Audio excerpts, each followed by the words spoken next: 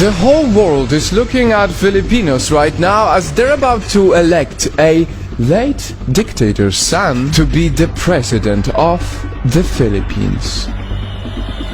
In other countries, this is what you'll see.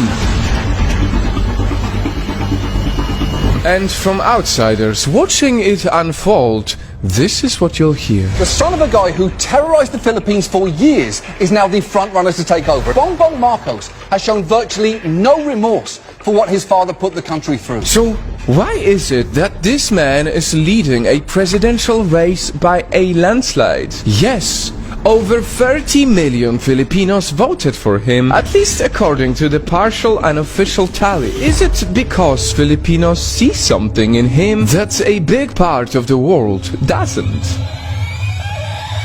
Nightfall. This is a special video that will spotlight, not my opinion, but the voice of Filipinos for the Filipinos. And if you're watching this election unfold from a different part of the world, stick around because you might get your answer.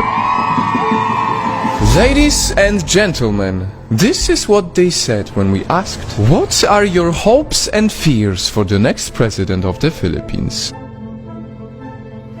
One thing is definite, as it's often in the politics, there is a strong contrast in opinions. One side is already bracing for really dark times. It's a really dark time for the Philippines right now. I fear that disappearance, torture, politically detained, death, and other unlawful acts against our freedom and human rights might happen again. While the other is celebrating a bright future ahead. And as 30 plus millions of Filipino people voted for him, I don't think we have the reasons to be afraid of because, yes, majority of us believed in him. Mabuhay ang Pilipinas. There is no reason to be fear because our new elected president is chosen by the majority.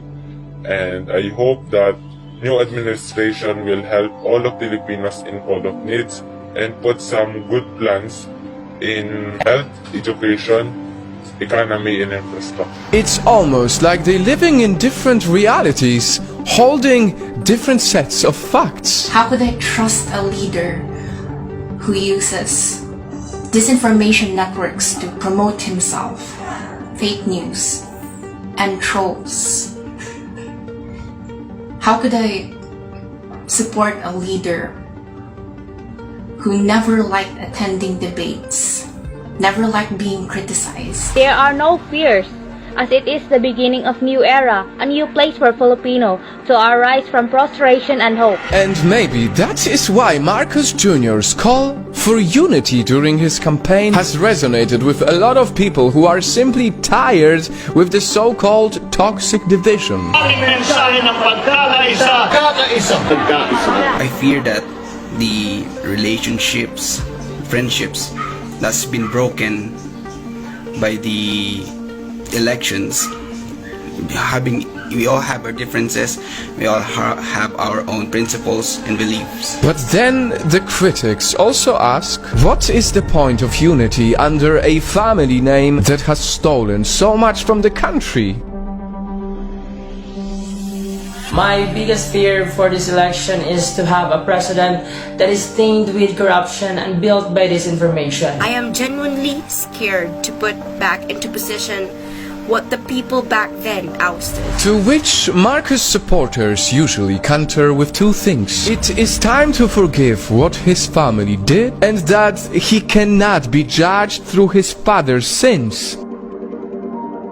Nightfall. I realize that it doesn't look good when me, a foreigner, comments on other countries' affairs. We all know, because it's politics, there are many more complicated issues that this video has not even touched yet. Rampant fake news, disinformation, some reports of election irregularities, to name a few. But if you ask me, how I feel for the country that has become such a big part of my mission, here is what I know to be true. I know that Filipinos deserve so much from their government. I know that the poor and the underrepresented demand a public servant who truly cares about their needs in jobs, health, and education. And I know that every voter only wants best for their nation. And as I know all of this, I must tell you something that is very sad, disappointing, and difficult. I have been contacted by many people from the Philippines, and I can see how many are so afraid to even voice their opinions.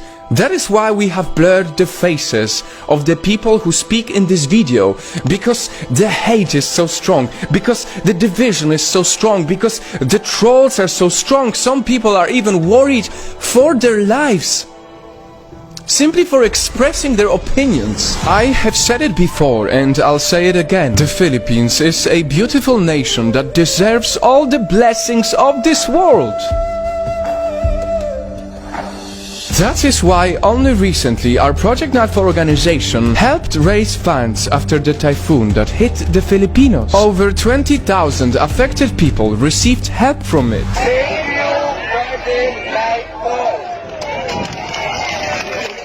In that moment, in these big numbers, we saw a beautiful unity, and we hope that this type of unity will prevail no matter what, so that when the next elections happen, no one is scared for their lives in expressing their opinions about the future of their country.